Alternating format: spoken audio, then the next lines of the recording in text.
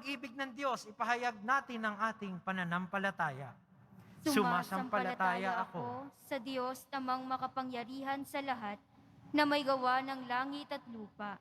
Sumasampalataya ako kay Jesucristo, iisang anak ng Diyos, Panginoon nating lahat. Nagkatawang tao siya lalang ng Espiritu Santo, ipinanganak ni Santa Mariang Birhen, pinagpakasakit ni Poncio Pilato, ipinako sa krus na matay inilibing, nanaog sa kinaroroonan ng mga yumao. Nang maikatlong araw na buhay na maguli, umakyat sa langit, naluluklok sa kanan ng Diyos amang makapangyarihan sa lahat. Doon magmumulang paririto at tuhukom sa mga nangabubuhay at nangamatay na tao. Sumasampalataya naman ako sa Diyos Espiritu Santo, sa banal na simbahang Katolika, sa kasamahan ng mga banal, sa kapatawaran ng mga kasalanan, sa pagkabuhay na muli ng mga nangamatay na tao, at sa buhay na walang hanggan. Amen.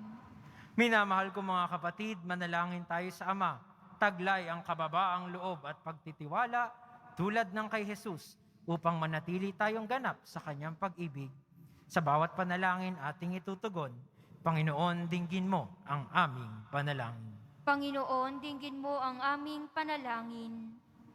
Para sa mga may katungkulan sa simbahan at pamahalaan, maglingkod nawa sila alinsunod sa pag-ibig ng Diyos upang umiral ang katarungan, kapayapaan at katotohanan. Manalangin tayo. Panginoon, dinggin mo ang aming panalangin. Para sa mga hindi nakaranas ng pagmamahal at mga nasaktan dahil sa karahasan, hilumi nawa ng Panginoon ang mga sugat sa kanilang puso upang maranasan nila ang galak na dulot ng kanyang wagas na pag-ibig.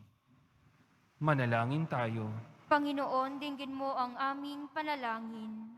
Para sa mga pamilya, matutunan nawa nilang umunawa, magpatawad at magbigayan sa isa't isa. Manalangin tayo.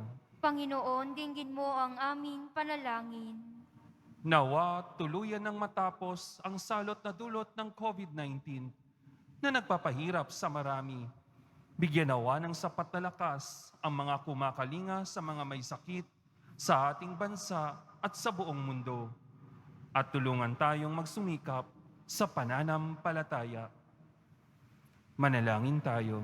Panginoon, dinggin mo ang aming panalangin. Sa katahimikan ng ating puso't diwa, ialay natin sa Panginoon ang ating mga personal na kahilingan, gayon din ang mga personal na kahilingan ng mga taong mahalaga sa atin, lalong-lalo na ng ating mga ina.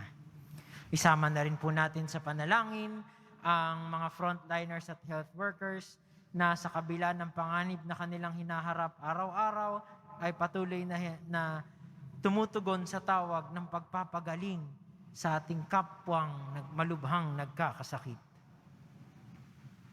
Mula sa Manalangin tayo. Panginoon, dinggin mo ang aming panalangin. Ama naming mapagmahal, dinggin mo ang aming mga panalangin upang lumago kami sa pag-ibig at maging karapat-dapat na tawaging mga anak mo sa pamamagitan ni Kristong aming Panginoon. Amen. Magsiupo na po ang lahat.